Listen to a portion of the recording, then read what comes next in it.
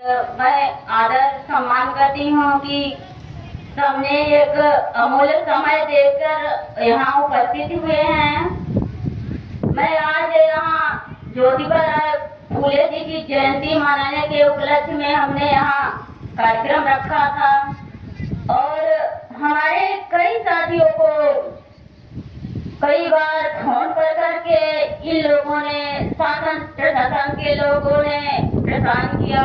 ये बहुत गलत बात है, क्योंकि हम किसी शासन प्रशासन से हमारी दुश्मनी नहीं है और ना ही किसी इंसान से हमारी दुश्मनी है। ना तो हम लोग कोल मुसहर हैं। कोल और मुसहर की कोई बात नहीं करता, ना ही कोई हमारी आवाज को आगे बढ़ाता है, न तो हमारी समस्याओं को कोई आगे ले गया जाता है। आज मैं इस मंच के माध्यम से यही कहना चाहती हूँ कि आज राष्ट्रपति ज्योतिबा फूले जी की जयंती से आज उन्होंने कितनी परिश्रम की, कितनी मेहनत की इस समाज के लिए कि हमारे इस समाज में जातिवाद खत्म हो जाए, शिक्षा की ज्योति जल जाए, हमारे महिलाएं पुरुष पढ़ लें लिख लें, बच्चों की भविष्य बन जाए। लेकिन ऐसा हो नहीं रहा है, हमारे साथ कुछ और अलग ही हो रहा है। तो ऐसा क्यों?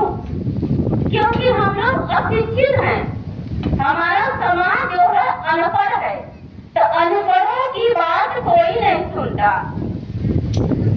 ज्योतिबा फूले जी ने उन्होंने बहुत त्याग बलिदान दिया। वो अपनी पत्नी को देखो कितना सम्मान दिया कि अपनी पत्नी को शिक्षित किया। महिलाओं के बीच, गरीबों के बीच, जो छोटी छोटी बस्तियों थी उनके बीच जाके बच्चों को शिक्षा का काम किया। आज अगर हमारे पुरुष ऐसा काम करे तो कितना देश आगे बढ़ेगा, कितनी उनकी उन्नत होगी। आज हम उनकी सराहना कर रहे हैं तो कल हमारी भी होगी, लेकिन ऐसा हमारे साथ नहीं हो रहा है। सब उल्टा उल्टा क्यों हो रहा है? क्योंकि हम लोग गरीब हैं, हम लोग अशिक्षित हैं, शिक्षा से बिल्कुल कोसों दूर चले जा रहे हैं। इसलिए हमारे साथ ऐसा अन्याय पे अन्याय, न्याय पे अन्याय हो रहा है। हम गरीब हैं और पैसे से, रोजगार से, नौकरी से, व्यवसाय से, व्यापार से, हर चीज से वंचित इसीलिए हो रहे हैं। केवल शिक्षा, हम अपने बच्चों को कैसे पढ़ाएं, किस वजह से पढ़ाएं? हम अपनी आवाज न तो थाने पे कह सकते हैं, न तहसील में कह सकते हैं, न तो सरकार से। अगर हम सरकार से अपनी बात कहें, जिसको हमने मालिक बनाया, जिनको हमने वोट दिया, जिनको अपना मालिकाना हक दिया, हम उनसे अपनी बात कहते हैं तो हमको तुरंत जेल में डाल देते हैं। ऐसा क्यों? क्योंकि हम कोल और मुसहर की बात कोई सुनने के लिए तैयार नहीं है। क्या हमारे साथ यही होना चाहिए? ऐसा होना चाहिए? क्योंकि हम लोग अनपढ़ गंवा रहे हैं, अनपढ़ हैं, हमको अनपढ़ ही रहना। हम दूसरों के खेतों में काम करते हैं, दिनों रात 8 घंटा के बजाय 12 घंटा हमसे काम कराया जाता है। लेकिन हमारी मजदूरी कभी मिलती है, कभी नहीं मिलती है। कल रात से ही हमारे घर पे पुलिस प्रशासन सब पहुंच गए थे। हमारे आसपास बेरोजगार हैं, वो मजदूरी करने गए थे, लेकिन उनको धमकियां दी गई थी कि सुशीला आदिवासी को कह देना कार्यक्रम ना करें, नहीं तो जेल में डाल देंगे। अच्छा बताइए, हम अपनी बात नहीं कर सकते? हमारा कहीं हक अधिकार न है? कम से कम हम तो मांग रहे हैं कि हमारा जो हक है, अधिकार है, वो तो हमको दे दिया जाए। हम आखिर कहें तो कहें किससे? किससे कहने जाएं? हमारा भी कोई तो है, हम जिसको वोट देते हैं हम उनसे तो कहने के अधिकार है हमारा, हम उनसे तो कह सकते हैं। लेकिन नहीं, बस ज्यादा कहोगी, ज्यादा बोलो। बहुत सी धमकियां हमारे घर पे गई, हमारे पास घर नहीं है।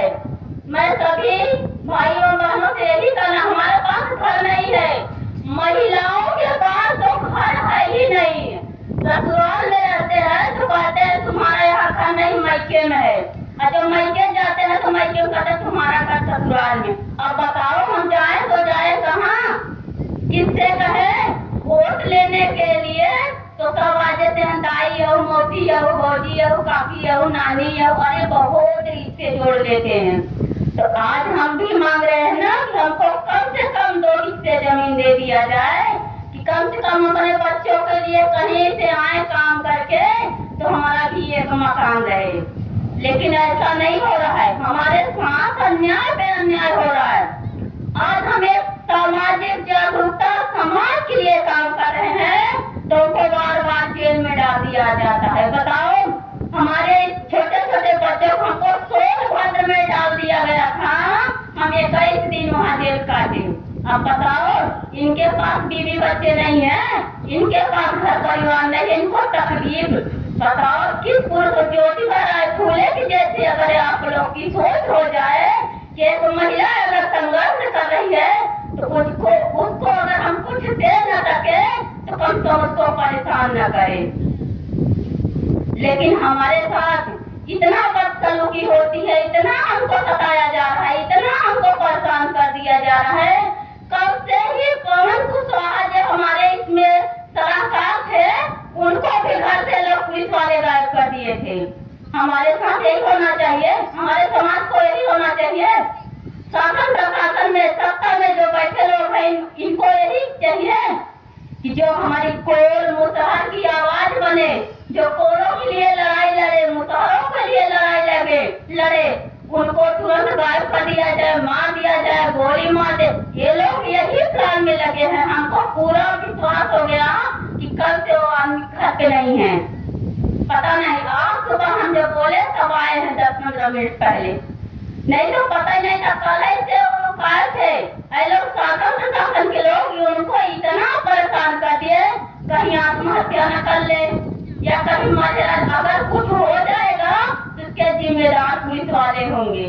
हम लोग ये कह रहे हैं कि हम अगर मात्र शक्ति है, समाज के लिए काम करते हैं तो हमारे अगुआ काल को आप लोग अच्छा काम न करते, आप सुरक्षा कर्मी हैं तो सुरक्षा नहीं कर सकते हैं तो किसी को परेशानी न दे, किसी को दिक्कत न दे। किसी एक माँ भी वहाँ सोचती रहती है, 4 महीने जेल में डाल दिए तुम लोग। बताओ, बिना वजह के फंसी मुकदमे में उनको फंसा तो हमारे दिए। कितना लोग यहाँ मर रहे थे, सब इनके। हमारी समस्या तो कोई सुनता ही नहीं है, बस अपनी बात वो लोग सुनते हैं। अरे किसके कहने पे करते हो भाई? हमने जिसको एक दिया तो बातें दिए ना आप लोग कि जैसे भी बुला ले, गड्ढा खोद दे, उसी में गड़वा खनवा के सब लोग को ही झोंक दे, बात खत्म। सब कोई न मांगेगा न तो रोड पे उतरेगा। लेकिन ऐसा क्यों नहीं कर रहे? ये लोग प्रस्थान करें कि जाके आत्महत्या कर ले, जाके कहीं फांसी लगा ले। लेकिन ऐसा क्यों करें? संविधान में बाबा साहब ने एक समान शिक्षा, एक समान सबको बैठने का अधिकार, पढ़ने का अधिकार, बोलने का अधिकार सबको दिया है, तो आप क्यों ऐसा कर रहे हैं? अगर थाने में हम लोग जाते हैं ना तो हमारी FIR नहीं लेते। पुलिस वाले इतना हमारे साथ बदतमीजी करते हैं, हम मेजर FIR लेते, दूसरों की बीवी रखवा देते हैं। लोग जो बड़ लोग रहते हैं उनकी मतलब छोट कास्ट की जात से खोर हो गए, चमार हो गए, थैकार हो गए, बासी हो गए, मुसहर हो गए, इनकी बीबियां ये लोग उठा के ले जाके हम बड़े आदमियों को सौंप देते हैं कि तुम ही रख लो, तुम ही कर लो। अच्छा ये बताओ, ये कानून में लिखा है कहाँ कहीं? लेकिन यही बदतमीजी ये लोग बहुत ज्यादा करते हैं। हम चाहते हैं कि हम लोग महिला है ज्यादा अपने आवेश में न आ जाए। नहीं, महिला अगर घर चलाना जानती है तो महिला परिवार समाज भी चला लेगी। जिस दिन हम लोग अपने आवेश में आ जाएंगे तो हम लोग भूल जाएंगे कि नारी क्या होती है। मैं इसी से अपनी वाणी को विराम देती हूँ। जय भारत, जय हिंद। बहुत बहुत धन्यवाद। हमारी मातृशक्ति राष्ट्रीय अध्यक्ष श्रीमती सुशीला जी को सुना। हम लोग एक दूसरे में अपनी तकलीफ को शेयर इसलिए कर रहे हैं कि आपको भी पता होना चाहिए। आप लोग के साथ क्या हो रहा है क्या नहीं हो रहा है। मैं आगे ज्यादा समय न लेते हुए मैं आपके बीच में माननीय राम लखन कश्यप जी वरिष्ठ अधिवक्ता उच्च न्यायालय जी आपके बीच में उपस्थित है। मैं आपसे भी चाहूंगा कि आए अपने मुखार बिंदु से महापुरुषों के ऊपर प्रकाश डालें। वरिष्ठ साथी माननीय राम लखन कश्यप जी।